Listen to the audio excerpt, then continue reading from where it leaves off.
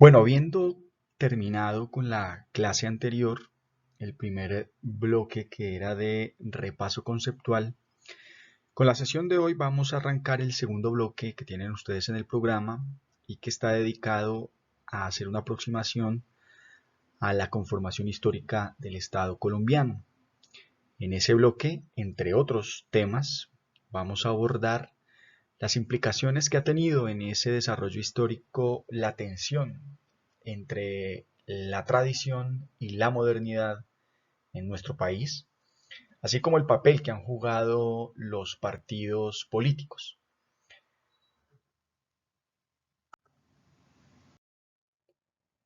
Arranquemos entonces señalando que el Estado moderno, el Estado-nación moderno, es un fenómeno histórico.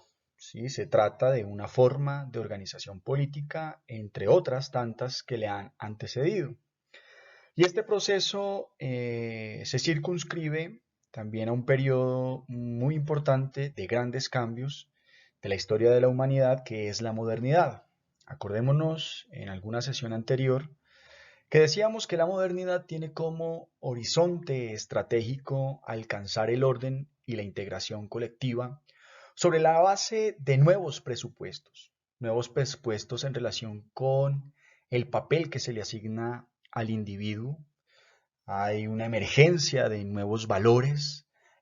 Atrás quedan el antiguo régimen, atrás quedan la tutela de la religión en muchos órdenes de la vida individual y colectiva. Hay dos hechos históricos muy importantes. Uno es la famosísima Paz de Westfalia, que en el siglo XVII, a mediados del siglo XVII, le pone fin a la Guerra de los 30 años.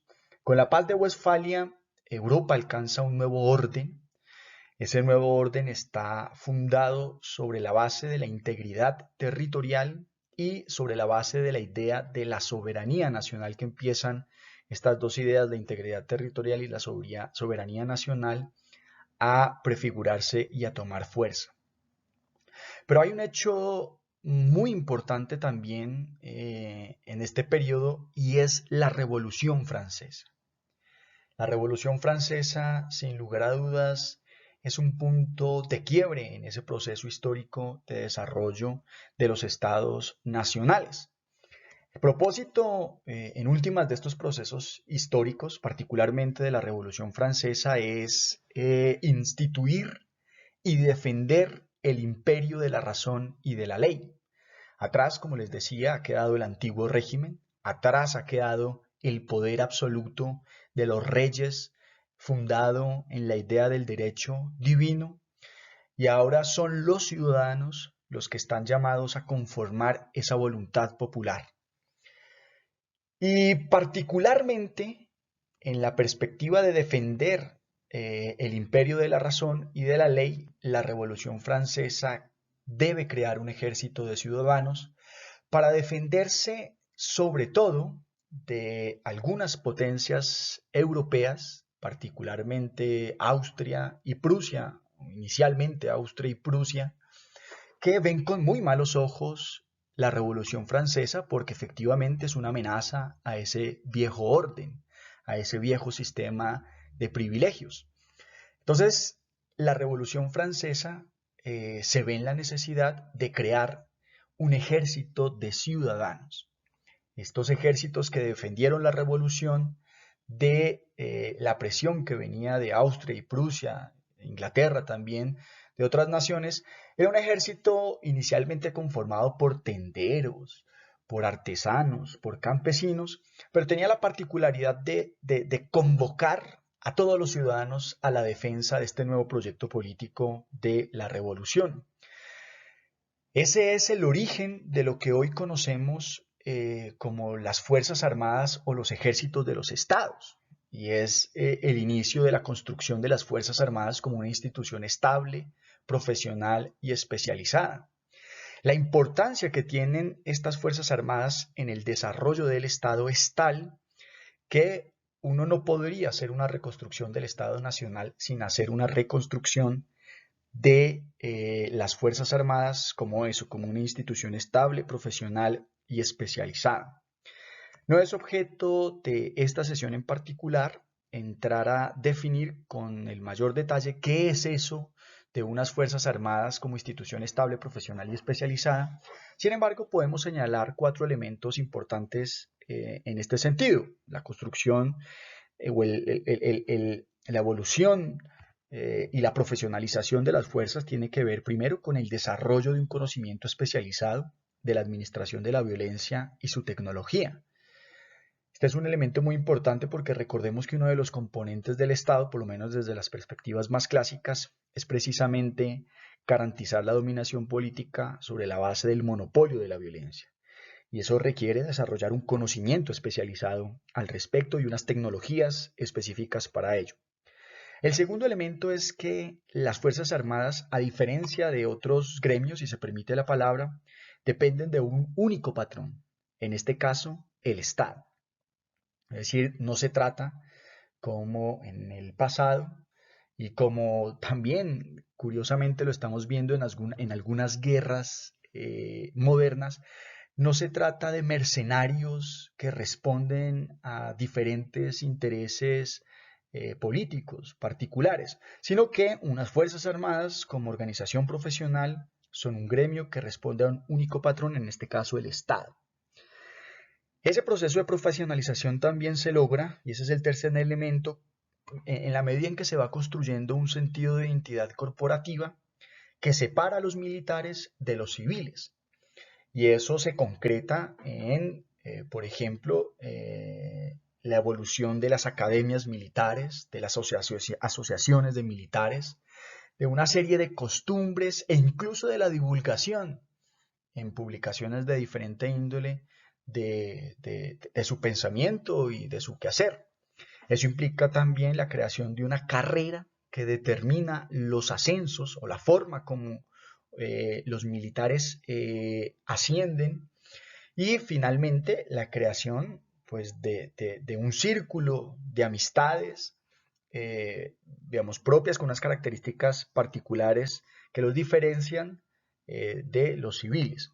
Además de eso, el desarrollo de un componente ideológico importante que sienta las bases de cooperación y subordinación que le permiten mantenerse a las fuerzas cohesionadas, imponer el orden y también la disciplina. Ahora ubiquémonos en la posindependencia, siglo XIX, albores del siglo XIX en Colombia. Hay un reto muy importante que deben enfrentar las élites dirigentes, los próceres de la patria, y es cómo construir la nación recién inventada. Esta pregunta parte del presupuesto de que en 1810, o en este periodo en el que se está gestando la independencia, pues no había una conciencia nacional, no había un referente de integración nacional que aglutinara a lo que después vendríamos a ser los colombianos, en ese entonces los neogranadinos, sino que las élites tenían que pensarse cómo construir esa nación recién inventada y lógicamente la inspiración fueron estos procesos que ya antes mencionamos, la Revolución Francesa, la independencia de los Estados Unidos también jugó un papel importante allí. Y esa pregunta implica resolver avanzar en estos 5 elementos. Uno, en la construcción, ya lo decíamos ahorita, y la importancia que tiene de un ejército profesional permanente. Segundo, la construcción de una administración pública. Creo que ahí Weber es muy lúcido cuando plantea la importancia que en el proceso de construcción de Estado tiene la separación de un cuadro administrativo separado de los medios materiales para el ejercicio de la dominación, y ello implica la creación de un sistema de administración de justicia, de un sistema tributario, de la creación de una política de relacionamiento con otros estados sobre esta base de estos principios que se logran por allá en 1648 de la integridad territorial y la soberanía nacional. Tercero, la consolidación de una identidad nacional, de una serie de referentes en términos de valores, de referentes culturales, lingüísticos muchas veces, que les permitan a los ciudadanos de un Estado sentirse parte de ese Estado. Cuarto, la construcción de un marco jurídico político, de una norma fundamental, de una constitución que oriente al Estado nacional. Y cinco, la consolidación de una economía de mercado como una forma también de procurar la integración de ese Estado a partir del intercambio de mercancías, entre otras. Ahora bien, para comprender un poco mejor la relación entre Estado y nación y la razón por la cual hablamos de Estado-nación moderno, resulta conveniente detenernos, aunque sea un momento, en esta idea de la nación, advirtiendo de entrada que este es un concepto que se ha ido transformando históricamente y que pues tiene defensores y detractores. Entre los defensores se plantea que este es un concepto útil para explicar precisamente estas trayectorias históricas de los estados modernos, pero también es útil para comprender los fenómenos de construcción de identidad en las sociedades contemporáneas, es decir, las razones que hacen que los individuos y las colectividades se sientan parte de un estado nacional. Los detractores, por su parte, plantean que este es un concepto sumamente limitado para explicar el fenómeno de la construcción de identidad en las sociedades contemporáneas. Y esgrimen que hay otros factores que producen ese sentimiento de pertenencia de los individuos y de los colectivos a los estados nacionales. Antes de continuar, yo quiero dejarles una pregunta que resulta útil para comprender un poco mejor ese imaginario que tenemos de la nación. Y la pregunta es, ¿qué creen ustedes que nos hace colombianos? ¿Qué nos diferencia a los colombianos de los venezolanos, de los ecuatorianos, de los brasileños, de los norteamericanos? ¿Qué es eso particular? ¿Cuáles son esos signos específicos que nos hacen colombianos? Parece importante reflexionar sobre esta pregunta porque aún hoy nos reafirmamos en nuestra nacionalidad a partir de una imagen que construimos del otro, una imagen casi siempre negativa. Yo no sé si ustedes recuerdan, aunque ha habido muchos ejemplos en este último tiempo, pero yo no sé si ustedes recuerdan un video que se hizo viral en el que una ciudadana bogotana increpa a unos vendedores ambulantes venezolanos y les pide que por favor se vayan del país, los estigmatiza, bueno, los ofende, amenaza con llamar a la policía y hace parte de esta forma de construir la idea de un referente nacional sobre la base de una imagen del otro que es casi siempre percibido como un otro que nos amenaza. Entonces, quería dejarles esa pregunta también de entrada para que lo reflexionemos, porque eso tiene profundas implicaciones en este desarrollo histórico de nuestro Estado. Ahora bien, hay por lo menos dos modelos para comprender esta idea de la nación, dos esquemas que resultan útiles para comprender el fenómeno de lo nacional. Ahora, no quisiera dejar la idea de que en la vida real las naciones se construyen a partir de uno u otro esquema. En la vida real, más en las sociedades contemporáneas, hay elementos de uno y otro modelo. Sin embargo, este planteamiento esquemático resulta útil para comprender esos desarrollos históricos. Tenemos entonces en primer lugar el nacionalismo político, que está fuertemente impregnado de la experiencia francesa, de las luces, de la Ilustración, de la Revolución Francesa. Y tenemos por el otro lado el modelo del nacionalismo cultural inspirado en la experiencia alemana, en el romanticismo alemán particularmente. Este esquema se lo debemos a un pensador francés del siglo XIX, Ernest Renan, quien es uno de los primeros en sentar las bases teóricas para comprender el problema de la nación. Ernest Renan es en principio defensor de la monarquía, pero su pensamiento va a ir transformándose en razón de unos hechos históricos de la mayor importancia que tienen que ver precisamente con estas dos formas de entender la nación. Estos hechos políticos son, o este hecho político, mejor, es la guerra franco-prusiana que se da entre 1870 y 1871, pero particularmente la anexión de dos provincias que hace Prusia, de dos provincias que están situadas al oriente de Francia, son Alsacia y Lorena.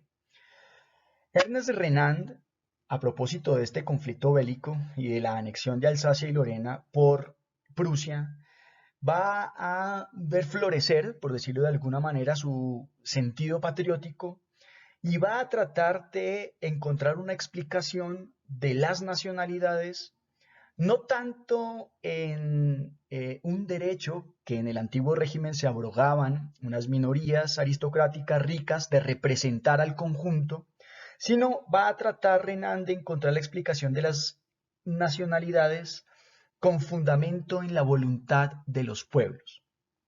Eso lo va a convertir, y ahí es donde está en parte la paradoja, en un fervoroso defensor de la autodeterminación nacional, es decir, va a pasar a ser un defensor de la monarquía, a ser un defensor de la autodeterminación nacional a partir de una transformación en el entendimiento del concepto de nación. Y eso es bien importante tenerlo en cuenta, ya vamos en detalle sobre eso. ¿Qué es lo que decía Renan en 1882 en una conferencia en la Sorbona? Esta conferencia condensa estos planteamientos teóricos que son los que dan origen a este esquema dual de entendimiento de la nación en estos dos modelos, el nacionalismo político y el nacionalismo cultural. Renan decía lo siguiente: una nación es, entonces, una gran solidaridad constituida por el sentimiento de los sacrificios que se han hecho y de los que se está dispuesto a hacer todavía. Ella supone un pasado, pero también, dice Renan, ella se resume en el presente por un hecho tangible, el consentimiento, el deseo claramente expresado de continuar la vida común. La existencia de una nación es, perdónenme esta metáfora, dice Renan, un plebiscito de todos los días, como la existencia de un individuo es una afirmación permanente de la vida. Este es un planteamiento importante y vean ustedes cómo efectivamente nos remite a la Revolución Francesa y supone además o entraña dentro de sí un uso político del concepto de nación. Permítanme recurrir a Sieyès. Sieyès es uno de, si ustedes lo recuerdan, uno de los personajes más influyentes de la Revolución Francesa, quien decía lo siguiente, decía: la nación existe ante todo, es el origen de todo, su voluntad es siempre legal, ella es la propia ley, antes y por encima de ella solo existe el derecho natural. Vean ustedes cómo opone el derecho natural al derecho divino. Así, continúa Sieyès, todas las partes del gobierno se remiten y dependen, en último término, de la nación. No planteamos aquí más que una idea fugaz pero exacta. La nación es todo lo que es, dice, la nación es todo lo que puede ser por el mero hecho de que es. Este uso político del concepto de nación, en última, remite a comprender que hay un esfuerzo por estos personajes de reconocer una serie de demandas históricas de la sociedad francesa que ya no soportan, que ya no están de acuerdo con el sistema de privilegios del antiguo régimen. Ello supone además entonces una lucha en el plano de las ideas, una lucha filosófica contra la monarquía. Y Sieyès va a sentar entonces las bases del nacionalismo francés, pero ojo con lo siguiente, Sieyès no es su interés rescatar una originalidad del pueblo francés. Su nacionalismo no tiene que ver con unos rasgos particulares del pueblo francés, sino sobre todo con una nueva interpretación de la idea o del concepto de nación. La nación, vuelvo y digo, durante el antiguo régimen, es decir, antes de la revolución, era una minoría de aristócratas que se abrogaban el derecho de autorrepresentar al conjunto del pueblo, por decirlo de alguna manera. A partir de estos planteamientos que va a plantear Sieyès y otros, la nación va a ir desplazándose cada vez más y se va a ir aproximando a la idea de pueblo, ¿cierto? A esa generalidad y sobre todo a la necesidad de encontrar en el pueblo mecanismos para construir una voluntad popular que va a después ser entendida como una voluntad nacional, ¿sí? Eso va a hacer que Francia se convierta rápidamente en un referente para todas las naciones de Europa. Esa manera de concebir la nación y la importancia de acabar con el antiguo régimen, pero sobre todo con el sistema de privilegios del antiguo régimen. Sin lugar a dudas, eso va a tener unas implicaciones importantes en las nacientes naciones europeas. eh, Va a ser muy bien recibida en principio por casi todos los pueblos europeos, por decirlo de alguna manera. Sin embargo, en Alemania, que al principio escucha y está muy atento y se ve seducido por lo que está pasando en Francia, después de alguna manera va a tornarse reactivo a este movimiento. Los alemanes van a reaccionar a este universalismo mejor del pensamiento ilustrado francés y van a empezar a afirmarse fuertemente en una serie de particularismos. Y eso es lo que da sentido a esta idea, a esta otra idea de nación, al nacionalismo cultural.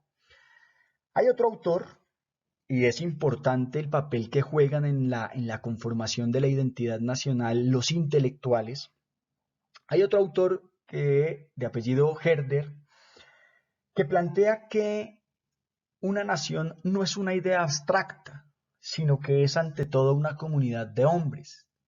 Y esta comunidad, dice Herder, está integrada por la sangre y por el hecho de compartir una misma cultura. Cultura que está integrada por elementos centrales, como son la religión, la distinción de raza y sobre todo la lengua. Esta perspectiva de la nación supone e implica la primacía del orden social sobre el orden político encarnado por el Estado. Vean ustedes que hay una reacción en la experiencia cultural alemana a propósito de varios fenómenos. Uno de ellos, de alguna manera, la influencia cultural francesa, pero también más adelante las invasiones napoleónicas. Uno pudiera decir que en ambos casos, el nacionalismo es más un movimiento que busca defender la integridad y también la libertad. En el caso francés, esa integridad se veía amenazada por las potencias extranjeras que no veían con muy buenos ojos la revolución. En el caso alemán, esa integridad se veía amenazada de alguna manera por la influencia cultural francesa, pero además, y más adelante, por las invasiones napoleónicas. Podríamos decir que en ambos casos el nacionalismo implica un reclamo de libertad, si se quiere. Cuando se reclama la libertad es porque se presupone que hay una situación de opresión. Los nacionales en ambos casos, Alemania y Francia, se sentían de alguna manera oprimidos. En el caso francés, vuelvo e insisto, no solamente la amenaza de las potencias extranjeras, sino que incluso la monarquía francesa era vista como una monarquía extranjera. Recuerden ustedes que el rey Luis XVI estaba casado con María Antonieta, si no estoy mal, que venía de Austria y de alguna manera reivindicaban un origen franco. Los francos eran un pueblo germánico y se distanciaban del origen galo, más relacionado con los celtas que compartía el conjunto de la población francesa. En el caso de los alemanes, esta amenaza, ya lo decía, pues era la influencia cultural alemana, francesa, perdón, y más adelante las invasiones napoleónicas. Pero lo que quiero decir es que este nacionalismo funciona en ambos modelos como un movimiento que busca defender entonces la integridad y la libertad, y de alguna manera de ello se puede extraer la idea de que funciona como una especie de movimiento que depende de un sentimiento de agravio colectivo contra los extranjeros. Por eso les planteaba hace un ratico la pregunta de qué es lo que nos hace colombianos y por qué hoy reaccionamos. Algunos de nuestros connacionales reaccionan como reaccionan frente al problema migratorio de los venezolanos. Hay de alguna manera un sentimiento de amenaza o de agravio colectivo y un sentimiento de rechazo a los extranjeros.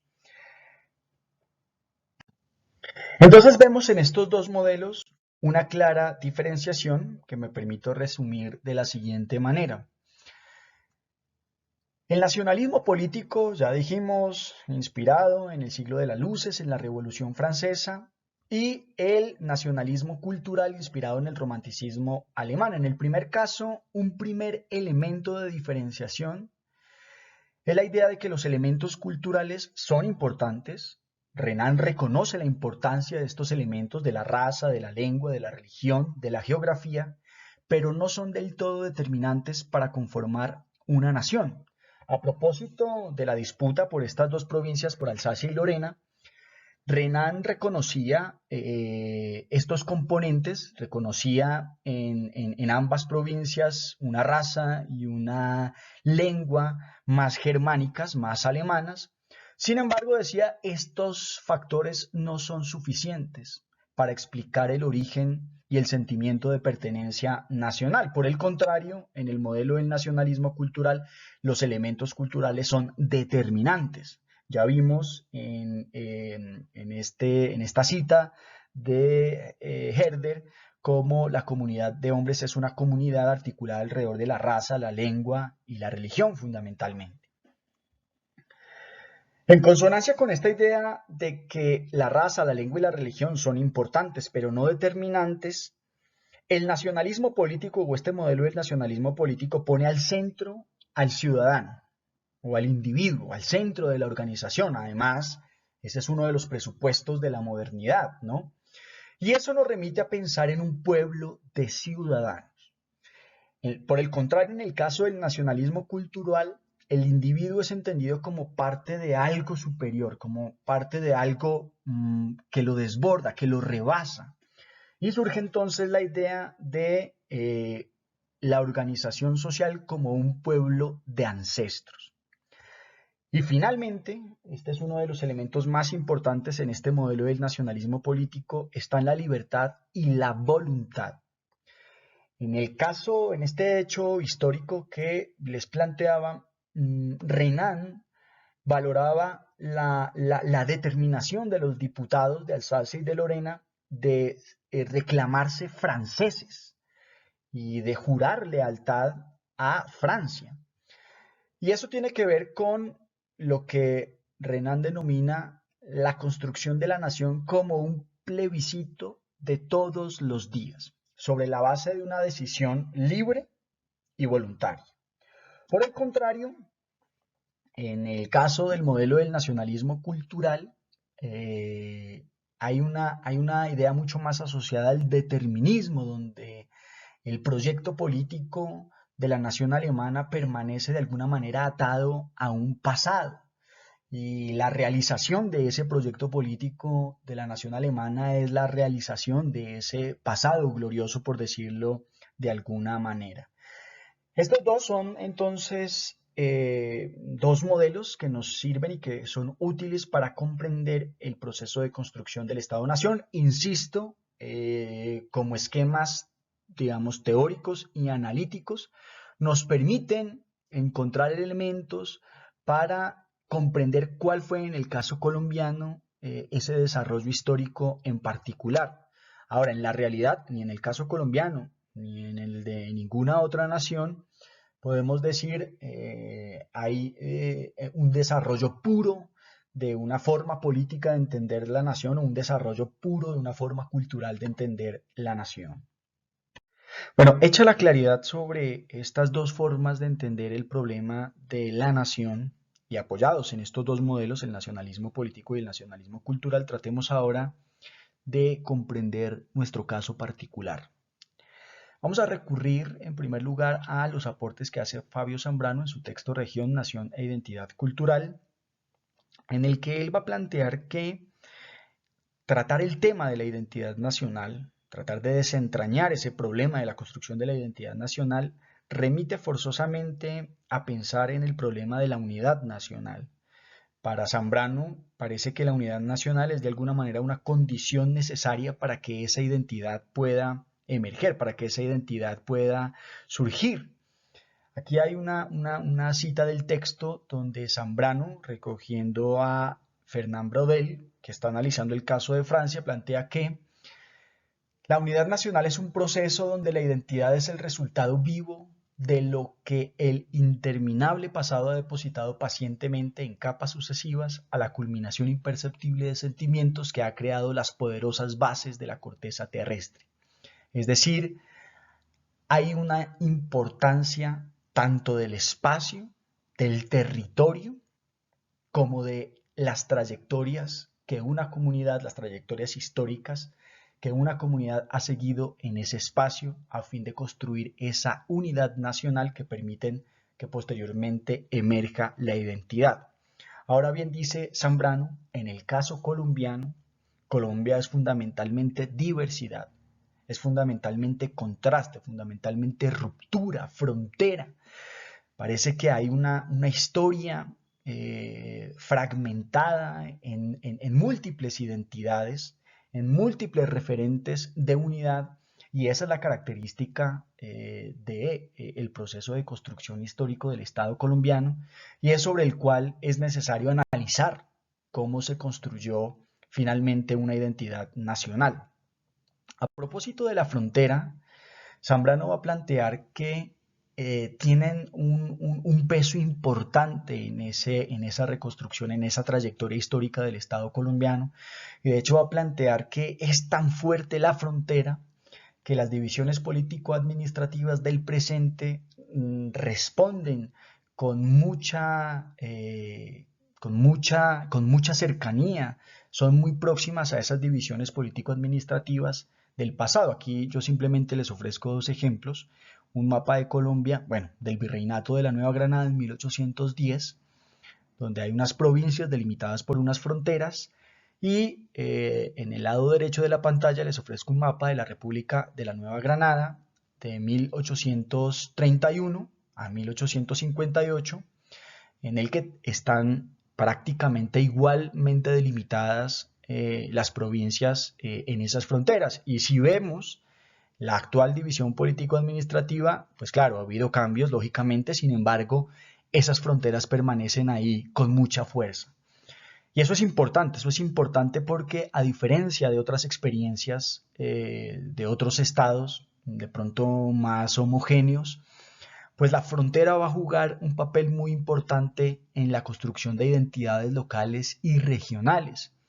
Y va a ser tanto un obstáculo para la construcción de una unidad nacional, pero también va a ser, o esa sería la invitación a entenderlo como una posibilidad, como una potencia fundamentada en la diversidad cultural, lo cual pues bueno nos puede dar muchas posibilidades a futuro. Para entender el problema de la construcción de la identidad nacional en el caso colombiano, Zambrano se remonta al problema de la colonización y particularmente de la colonización de los imaginarios culturales. Él va a plantear que la dominación española en América va a estar orientada fundamentalmente a establecer una serie de sistemas de control, y para ello se van a importar instituciones, formas de administración pública prácticas, se van a importar la lengua, se va a importar la religión, que durante 300 años van a tratar precisamente de garantizar el control de la población en estos territorios. Sin embargo, dice Zambrano, pues las comunidades americanas, los indígenas, se van a resistir, muchas otras van a acomodarse al régimen del vencedor. Ahora, ese esfuerzo por establecer sistemas de control por parte de la corona española, pues es un esfuerzo muy grande por construir en últimas un imperio homogéneo donde reinen el orden y el concierto. Sin embargo, durante esos 300 años, América lo que se va a convertir es, como lo dice Zambrano, en el continente de las amalgamas, de los sincretismos. El resultado de este proceso de colonización, y particularmente de colonización del imaginario, pues no es otro que la heterogeneidad cultural, la fragmentación y la diversidad, que se agrava por las particularidades del territorio nacional, y me refiero a las particularidades geográficas, la dificultad que suponía tanto en tiempos de la colonización y todavía ahora eh, trasladarse de una región en el suroccidente colombiano al centro del país y a la costa, va a profundizar todavía más esa heterogeneidad y esa fragmentación y en últimas esa diversidad cultural, representando ello, como ya les decía antes, una dificultad para la construcción de una identidad nacional. Entonces, después de ese proceso de colonización que ha generado esa amalgama, ese sincretismo, pues el país que se hereda de la colonia en la posindependencia es un país fragmentado territorialmente, geográfica, económica y políticamente. No hay referentes de identidad nacional o estos son muy precarios, es decir, los individuos no se sienten parte de una misma comunidad política y predomina el desarrollo de economías regionales, de economías locales altamente diferenciadas. Dice Zambrano, la característica, por ejemplo, en la costa atlántica es el predominio de una economía de importación y exportación, son claramente los puertos. En la región antioqueña es característica el desarrollo de la minería. En el caso del oriente del país, predomina la propiedad artesanal y en otras regiones del país, por no decir casi en todas, la estructura de articulación social es el modelo hacendatario, que ya lo vamos a ver en detalle más adelante. Ahora, esta situación de fragmentación se va a ver agravada por las condiciones geográficas del país, como ya lo decíamos antes. Eso va a producir una situación de aislamiento de las regiones y eso va a tener unos efectos importantes en la configuración del poder político a nivel regional. En estas regiones, aisladas unas de otras, se van a empezar a configurar y a desarrollar oligarquías económicas políticas que más adelante van a empezar a enfrentarse y a pugnar entre sí por predominar hegemónicamente en el conjunto del país. Ahora, esas pugnas se van a agravar con el vacío de poder que deja la independencia de España y se van a hacer mucho más visibles ante la carencia de un Estado nacional, que es el reto que están enfrentando en este momento las élites nacionales. Eso es una de las razones que permite explicar las guerras civiles durante todo el siglo XIX, es decir, esas pugnas por predominar hegemónicamente esas oligarquías regionales se explican, entre otras razones, no exclusivamente, pero entre otras razones, por el vacío de poder que deja la corona española, pero la carencia de un Estado nacional, y entonces se van a enfrentar de alguna manera no solamente en función, estas élites políticas se van a enfrentar no solamente en función de los intereses económicos, sino alrededor de diferentes ideas políticas, alrededor de cómo organizar el territorio, de cómo articular la nación, entre otras. Entonces, una primera conclusión que podemos derivar de lo dicho hasta el momento es que el poder no suprime la diversidad. El esfuerzo que hiciera la corona española por imponer sistemas de control no logró ese imperio homogéneo y ordenado que pretendía. Más adelante, ya después de la conformación del Estado, el Estado y la sociedad que se articulan alrededor de ese Estado tampoco van a acabar con esa diversidad, sino que la van a dejar subsistir. Eso es bien importante para entender, y creo que en el caso colombiano, que es un país de regiones, Eso es importante tenerlo en cuenta, que la identidad nacional se construye paralelamente o en la misma medida en que se van construyendo las identidades regionales. Eso tiene que ver con el hecho de que la nación es una invención de la élite republicana que antecede al aparecimiento de un sentimiento de pertenencia. El sentimiento de pertenencia es, en ese momento de la posindependencia y varias décadas después, es un sentimiento fundamentalmente local y regional. Eso quiere decir que entonces la formación de la nación y la formación de la región se van dando al mismo tiempo. El primero, la formación de la nación, porque es el proyecto de la élite republicana criolla, es importante construir un referente nacional. Y el segundo, la formación de la región, porque es el primer sentimiento de pertenencia de los individuos. Eso entonces va a generar una serie de fronteras regionales o, como lo llama Zambrano, guerras de imágenes. Estas guerras están sustentadas en la idea de que existe una identidad paisa, el mito paisa, una identidad santanderiana, una identidad costeña, que tiene que ver con una serie de atributos particulares que estos pequeños colectivos se dan dando a sí mismos. En el caso, por ejemplo, del mito paisa, es la idea de la raza blanca, es la idea de, como lo llama Fabio Zambrano, la idea de una sociedad trabajadora, una sociedad blanca, una sociedad bastante observadora de los preceptos religiosos, entre otros.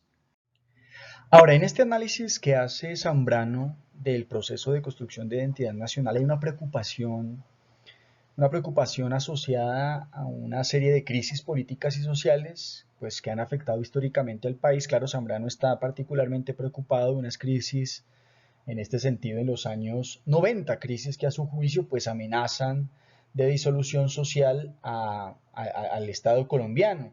Y esa amenaza de disolución social se supone está fundada o es producto de una serie de actos de violencia que han afectado al país. Entonces hay una preocupación de este autor por el problema de la violencia. Él va a plantear que en nuestro país el concepto de la cultura de la violencia se ha desarrollado en los últimos años y su utilización ha sido bastante indiscriminada. Eso de alguna manera ha reforzado la idea de que hay una especie de repetición histórica de esa violencia en la medida en que esa violencia proviene de fundamentos atávicos que se pierden por allá en un pasado lejano y que son de alguna manera la base sobre la cual se construye una personalidad colectiva de los colombianos que padece una violencia omnipresente. Esto es lo que podríamos denominar en términos del mito fundacional colombiano, lo que algunos, porque hay que decir, esta es una lectura parcial, sin embargo es útil para problematizar este proceso de construcción de identidad, lo que algunos podrían llamar el mito de la repetición. En nuestro país, al contrario de otros países, efectivamente se ha arraigado la creencia colectiva de una historia condenada a una repetición eterna de esa violencia. Vean ustedes el papel tan importante que juegan los intelectuales, los escritores en la construcción de esos referentes de identidad. En otros países, para no ir tan lejos de aquí mismo, de América Latina, los escritores peruanos han jugado un papel muy importante tratando de reconstruir un pasado glorioso de las formaciones políticas precolombinas, y de alguna manera su identidad nacional busca afincarse o sustentarse en esos referentes de ese pasado dorado, pasado glorioso. En el caso colombiano tenemos el aporte de García Márquez en la novela esta de 100 años de soledad, que de alguna manera nos habla es del estallido del espacio y de la inmovilidad del tiempo. De alguna manera el gran mito de la historia colombiana es en ese sentido el mito de la violencia, el mito del tiempo circular, el estallido del espacio, la inmovilidad del tiempo, la condena de la repetición en esos 100 años de soledad.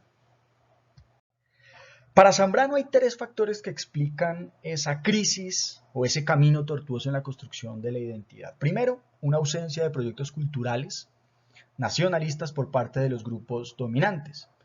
Eso se debe, a juicio de Zambrano, a una debilidad de la burguesía colombiana que no logra socializar al país en una serie de valores que coincidan con su dominación. Eso se refleja también en su poca capacidad hegemónica, en su escasa decisión cultural, en la medida en que permitieron o más bien dejaron que esa socialización quedara en manos de la iglesia y de la familia. Y por lo mismo en valores particularistas, locales, contrarios al universalismo que de alguna manera pretende el capitalismo, que ese sí logró imponerse por lo menos en el terreno de las relaciones económicas de manera mucho más eficaz. Aquí hay una lectura, hay que decirlo, elitista, si se quiere, de la construcción de la identidad. Se le asigna un papel muy importante y creo que en eso coincide con muchos teóricos del problema de la identidad nacional. Se le asigna un papel importante a las élites políticas, a las élites de intelectuales, culturales, escritores, entre otras. Segundo, una debilidad de propuestas políticas alternativas por parte de bloques o sectores políticos pues diferentes a la burguesía o a los sectores que han tenido o han ejercido la dominación política. Aquí hay que decir concretamente, la izquierda política en Colombia tampoco ha tenido un proyecto nacional fuerte y claramente diferenciado de las apuestas políticas de los grupos hegemónicos, o si existen son propuestas demasiado débiles.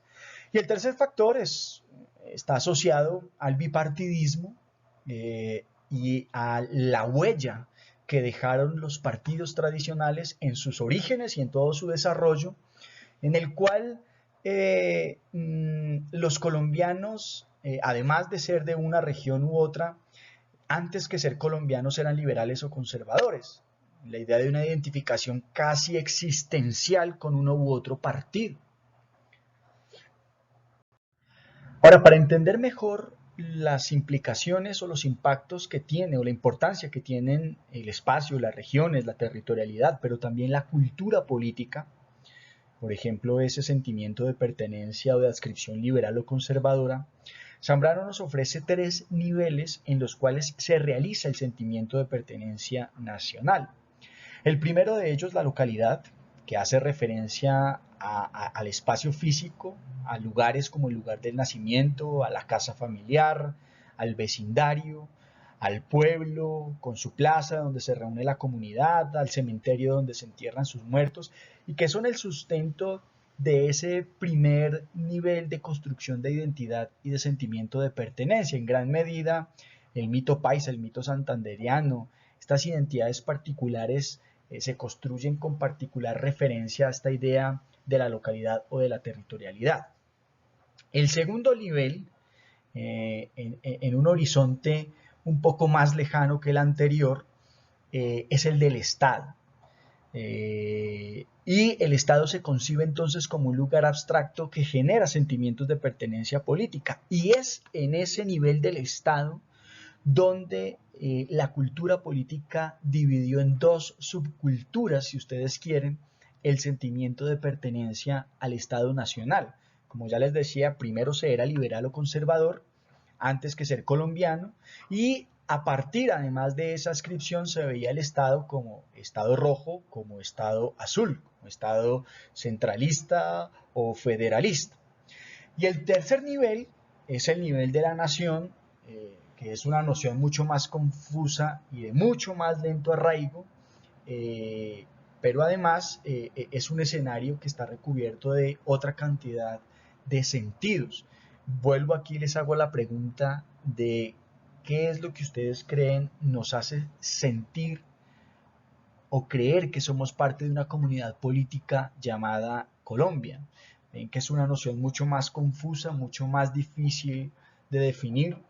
Y este ejemplo, que insisto, es un ejemplo muy parcializado, muy parcial del mito de la repetición, es un mito que no logra explicar nuestro sentimiento de pertenencia, aunque efectivamente podemos constatar que los ciclos de violencia se repiten permanente y constantemente, yo no creo que todos nos sintamos colombianos en la idea de que efectivamente estamos esperando que la violencia política, la violencia económica, sea una constante que nos marque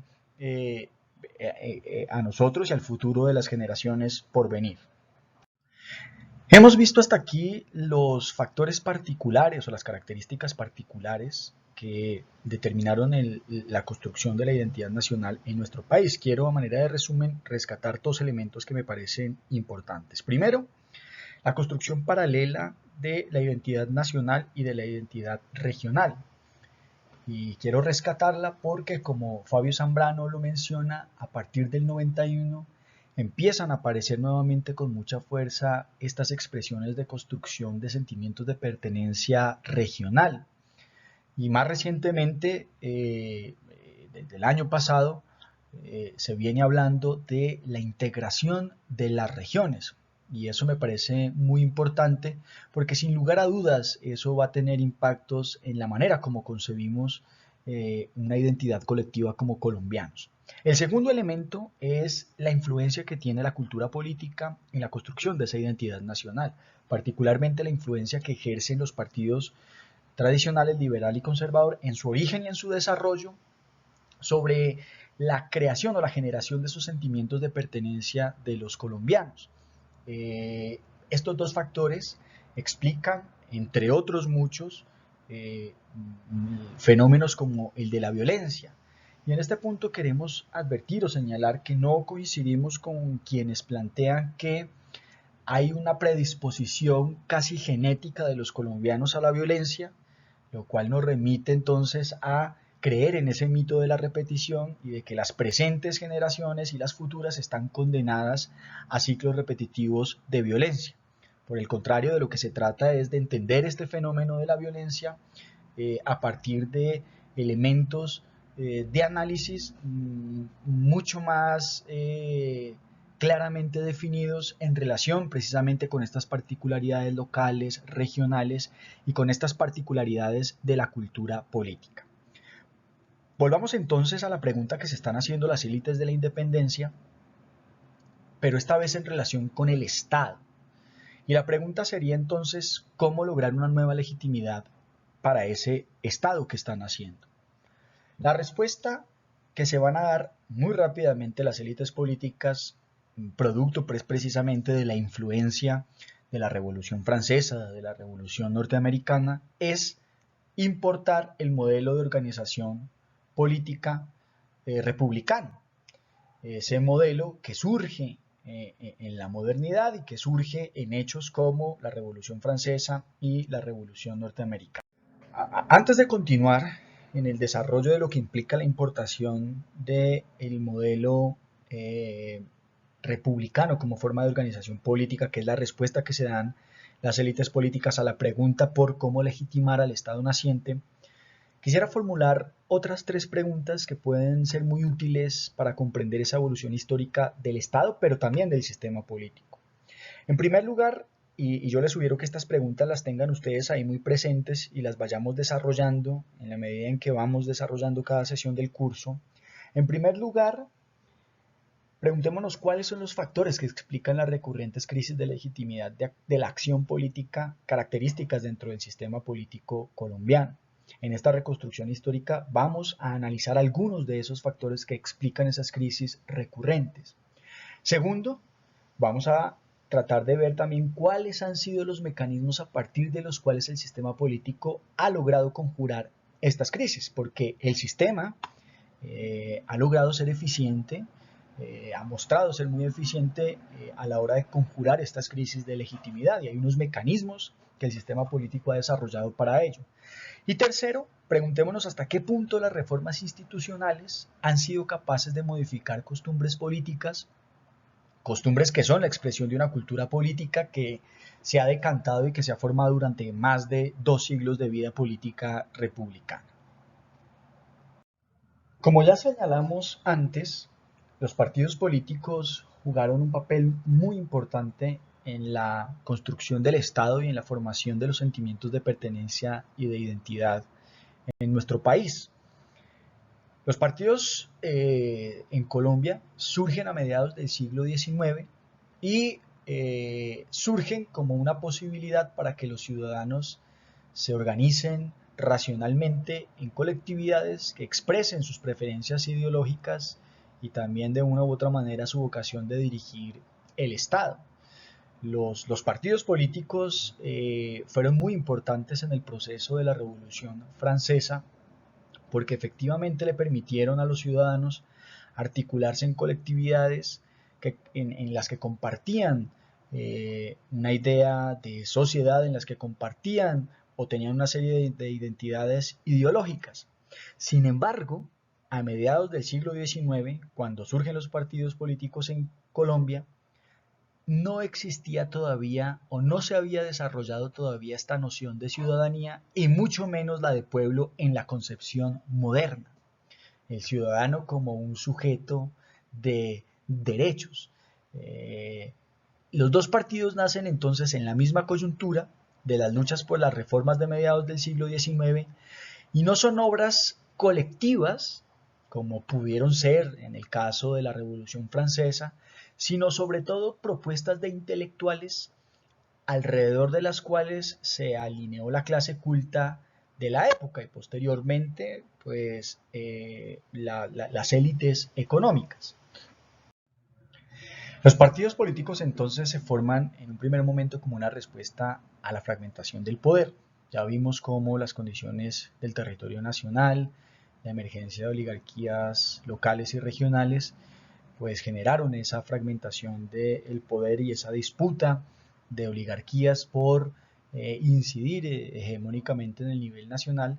Pero además los partidos también surgen como una respuesta a la falta de legitimidad de los nuevos gobiernos republicanos una vez desaparece el vínculo unificador de la corona española. Los partidos empiezan entonces a crear una burocracia que hay que decir es una burocracia republicana incipiente, y hay una figura muy importante ahí que es la de Santander. Bajo el gobierno de Santander, este busca respaldos regionales en los caudillos provinciales, esos caudillos que están disputándose y que están buscando ascender, pero también en los grupos sociales secundarios dentro de algunas oligarquías regionales, dejando de lado familias principales de esas oligarquías regionales que representen alguna competencia al proyecto político santanderista. Santander también va a tomar distancia de los caudillos militares venezolanos. Por esta vía es que se va a lograr la articulación de los poderes centrales con los poderes locales y regionales. Ahora, en los primeros enfrentamientos entre santanderistas y bolivarianos, van apareciendo ya distintos estilos de actividad política. Frente al problema de cómo establecer una nueva legitimidad del Estado, solo había, ya lo dijimos, una alternativa: convocar a la soberanía del pueblo e importar el modelo republicano de organización política. Sin embargo, santanderistas y bolivarianos van a empezar a diferir en términos del estilo de la actividad política para alcanzar ese objetivo. Ahora, el problema era, como ya les decía, recurrir al pueblo como fuente de legitimación política, porque el pueblo, en la concepción moderna, y el ciudadano, en la concepción moderna como el sujeto de derechos, no existían en a mediados del siglo XIX, cuando están surgiendo los partidos políticos. De hecho, aquí hay un ejemplo: la Constitución de Tunja de 1811 proclama el sistema republicano, en el que la legitimidad aparece referida a, abro comillas, los representantes de los pueblos de la provincia de Tunja, pero estos representantes son mucho más próximos, o mejor dicho, se refieren a una minoría de corte aristocrático que se abroga la representación del pueblo en su conjunto. Y esta referencia a la legitimidad puesta en los representantes del pueblo también es el recurso que se utiliza en las constituciones de Cundinamarca, de Antioquia, de Cartagena y de Mariquita. Podemos decir que esta idea de representantes de los pueblos es muy próxima a la idea de nación que existía en el antiguo régimen antes de la Revolución Francesa, es decir, una aristocracia, una minoría rica que se abroga derechos de representación de todo el pueblo en su conjunto. Y ese es el problema. El problema que enfrenta el surgimiento de los partidos tradicionales es que apelan y convocan al pueblo cuando el pueblo no existe todavía, o por lo menos no en la concepción moderna. Ahora, un rasgo característico en los orígenes de los partidos tradicionales, que yo creo que permanece hasta nuestros días, es el miedo al pueblo.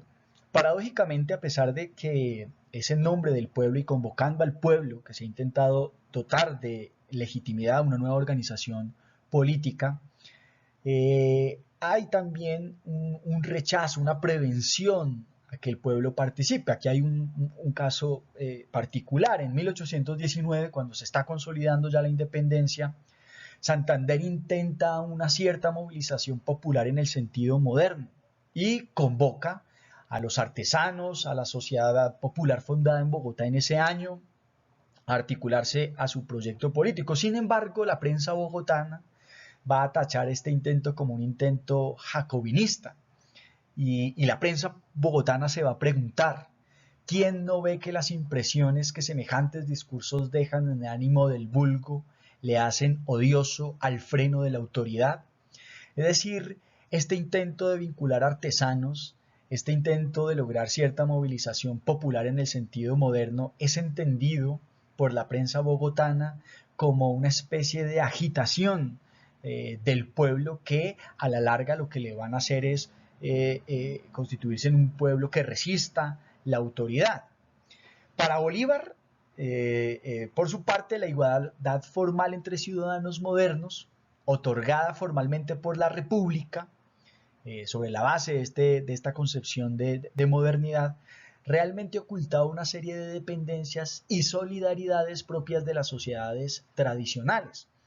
Eso de alguna manera pone en evidencia, como ya lo decíamos al principio de la sesión de hoy, la coexistencia y la tensión entre la modernidad y la tradición. En este caso, una modernidad ideológica que apunta a convocar un pueblo en el sentido moderno, un ciudadano autónomo, racional, sujeto de derecho, que choca con una sociedad arcaica, donde realmente hay una serie de dependencias y de solidaridades propias de la hacienda tradicional, sin decir que sea lo mismo, muy cercanas a las relaciones de dependencia que tenían los siervos de la gleba en el feudalismo.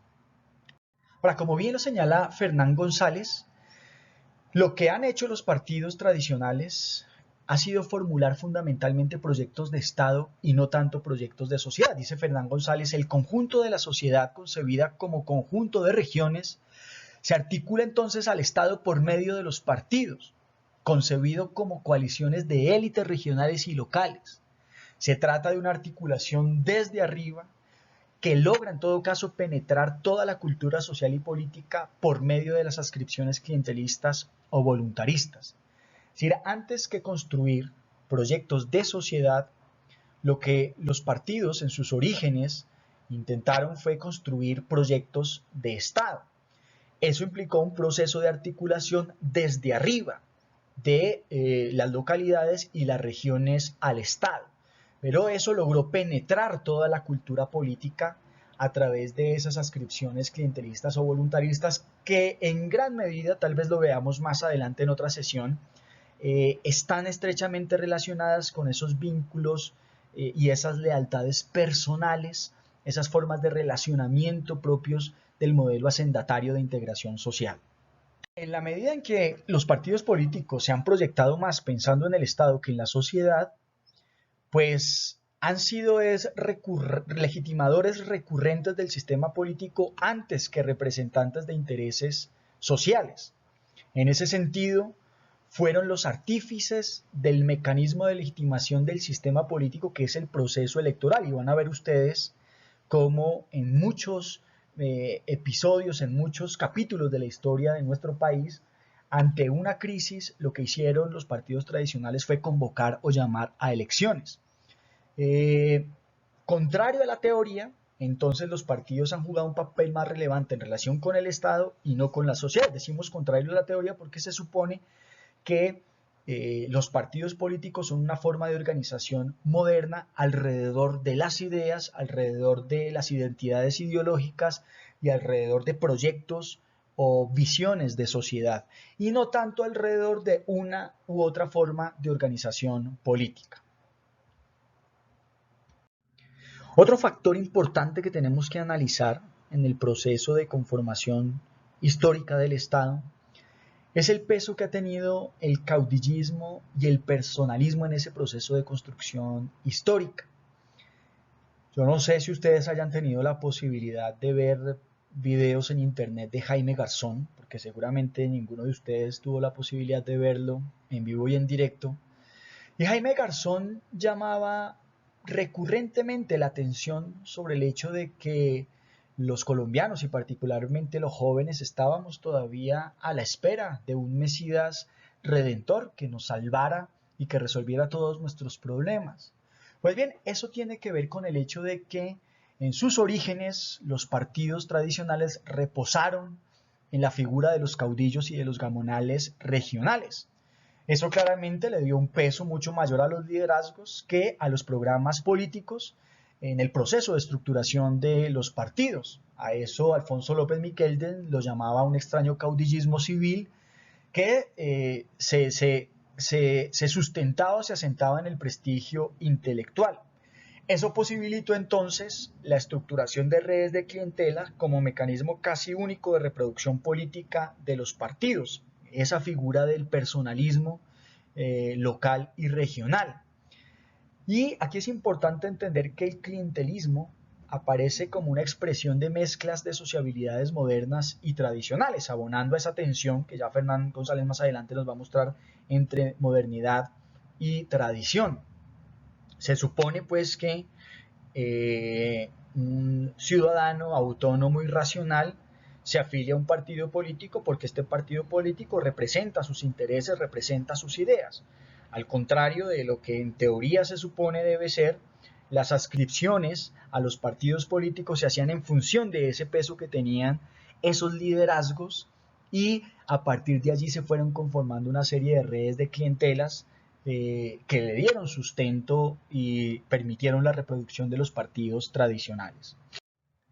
Ahora, lo que tiene que ver con el choque entre, o con la tensión que existe entre procesos de modernización y la tradición, que es una tensión que permanece como una constante en todo el devenir histórico de la construcción del Estado en Colombia, es importante tener en cuenta que este es el choque casi siempre, o es producto mejor, del choque entre esfuerzos modernizadores que casi siempre están relacionados con la importación de medidas, de modelos, de organización, de instituciones que chocan con realidades políticas locales donde la tradición tiene un peso bastante fuerte y donde se levantan obstáculos para que esas instituciones, para que esas formas de organización puedan aceptarse ampliamente. En sus orígenes, este choque está representado por la aspiración que tienen las élites criollas, como ya lo vimos en la posindependencia, de adoptar el modelo republicano como forma de organización, que surge en las revoluciones francesa y en la independencia de los Estados Unidos y que están inspirados en constituciones construidas sobre la base de nociones como la soberanía popular, la democracia representativa, el Estado centralizado, que chocan con una sociedad agraria y una sociedad tradicional en la cual todavía no se ha desarrollado, por lo menos no en el sentido moderno, la noción de soberanía, la noción de pueblo, la noción de ciudadano, y donde tienen un peso muy importante las relaciones interpersonales. De hecho, Fernando Guillén plantea que esa sociedad es una sociedad construida sobre la base del modelo hacendatario, que es un modelo de integración que logra condicionar absolutamente todas las relaciones de poder y que proyecta una serie de valores tanto en las instituciones como en la sociedad en su conjunto, y donde tienen mucho peso las relaciones interpersonales de mando, obediencia y lealtad. El modelo hacendatario va a ser uno de los sistemas integradores más importantes de la estructura de poder social, en nuestro caso en particular. Ahora, esta tensión, insisto, se mantiene y se revela como una constante en el devenir histórico de la conformación del Estado en Colombia. Después de la muerte de Bolívar en 1830, quien jugara un papel muy importante en la construcción de la unidad nacional y de la identidad nacional, el país se va a enfrentar a una serie de conflictos y de guerras que tienen que ver con diferentes visiones alrededor de temas como, por ejemplo, la relación entre el Estado y la Iglesia, la visión sobre el proteccionismo o el libre cambio, la visión sobre el centralismo o el federalismo. Se van a dar también una serie de conflictos y disputas a nivel local y regional por la hegemonía de esas oligarquías locales y regionales. Pero en ese siglo XIX tan convulsionado podemos ubicar por lo menos 5 momentos importantes en ese proceso de articulación nacional. El primero, la creación de la coalición santanderista. Santander llega al poder en la década del 30 y logra conformar una coalición que lo respalda en un proyecto político con unas particularidades específicas. El segundo momento es una reacción a ese proyecto político de la coalición santanderista con la creación de una coalición de los llamados ministeriales o protoconservadores, y en estos dos primeros momentos podemos encontrar los orígenes sin que la línea o la ruta conduzca exactamente a uno u otro momento, pero sí podemos encontrar los orígenes de los partidos liberal y conservador. Posteriormente, el tercer momento es la revolución liberal de mediados de siglo.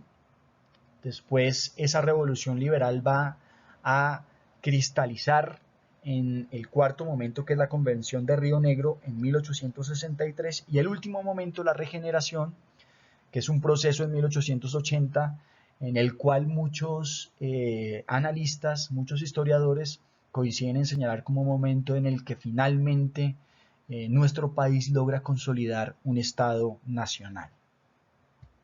Sobre estos conflictos del siglo XIX, estas guerras civiles del siglo XIX, Fernán González nos ofrece una lectura bastante ilustrativa que logra condensar en tres grandes ejes la reflexión sobre la confrontación y los ejes de la confrontación en esas guerras civiles del siglo XIX. Él va a plantear que hay un grupo de guerras, ya las vamos a ver en detalle, en torno a la definición del sujeto político. ¿Quiénes son los llamados a participar en el escenario político y a definir el horizonte político de la nación? Un segundo eje es el que tiene que ver con las guerras en torno al régimen político, centralista o federalista, y el papel de la Iglesia y la relación de la Iglesia con el Estado. Y un tercer eje tiene que ver con las que Fernán González denomina guerras contra la exclusión.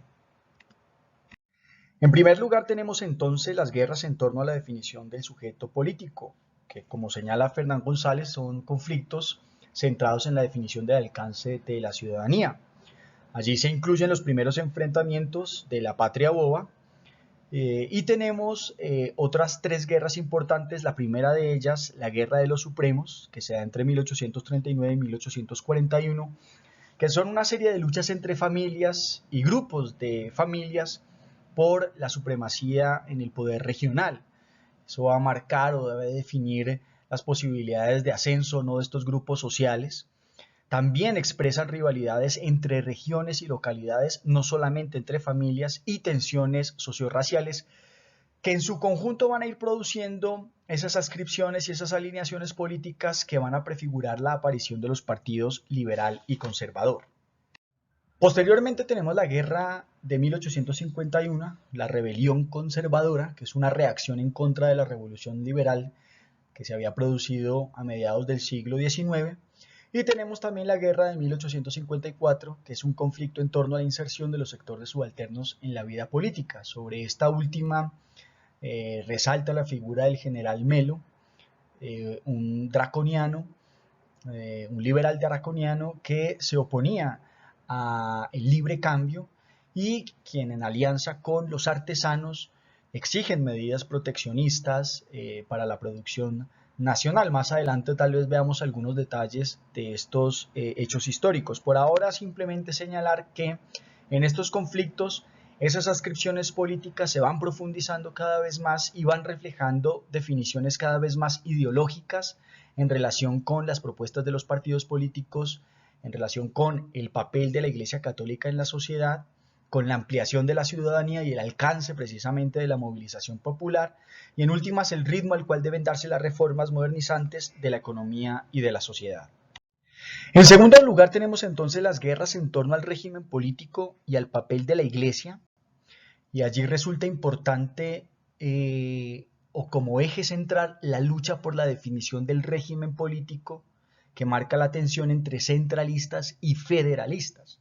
Tenemos entonces la guerra de 1961, tenemos la guerra de 1876 y tenemos la guerra de 1885. De alguna manera estas guerras lo que buscan es definir la relación que establece el Estado central con las regiones y con las localidades. Pero también se desarrolla la contradicción entre el Estado y la Iglesia en relación con el papel de la Iglesia en la educación, en relación también con la libertad de cultos y posteriormente con el concordato. Finalmente tenemos las guerras contra la exclusión política, frente a las cuales Fernán González plantea que son conflictos que ponen sobre la mesa el problema de la inclusión y de la exclusión política y de alguna manera plantean la dificultad que tiene el régimen centralista para resolver una serie de demandas y necesidades. Particularmente tenemos ahí la guerra de 1895 y la guerra de los 1000 días, y son guerras en las cuales se manifiestan la reacción, la exacerbación de los caudillos liberales en contra del liberalismo que está en el poder y en contra de los sectores más intransigentes del conservatismo y de la Iglesia Católica. Bueno, con esto damos por terminada la sesión de hoy. En la próxima sesión vamos a empezar con el texto de Valencia Villa a trabajar el desarrollo del constitucionalismo en Colombia. Y nos despedimos no sin antes decirles que estamos muy atentos a sus necesidades, muy atentos a sus preguntas, muy atentos a sus reacciones por el correo electrónico en medio de esta situación de cuarentena en la cual nos encontramos. Queremos desearles una feliz semana y bueno, quedamos muy atentos.